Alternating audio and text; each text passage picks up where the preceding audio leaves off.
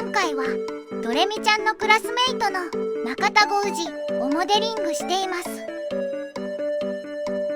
中田くんはお父さんから中古のパソコンをもらったというのもあり、パソコンが得意です。今とは違い、2000年当時はまだインターネットも一般にはそこまで普及しておらず、パソコンで E メールを送ったりするのはごく限られた人しかできないぐらいすごいことでした。中田くんの音符ちゃんに対する接し方も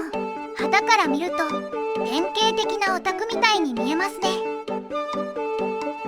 最終的にドレミちゃんたちのおかげで一人で塞ぎ込むのではなくて、ちゃんと音符ちゃんとコミュニケーションが取れるようになってよかったです。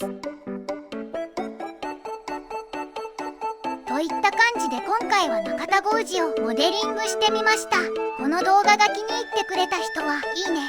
チャンネル登録していただけると嬉しいです。以上です。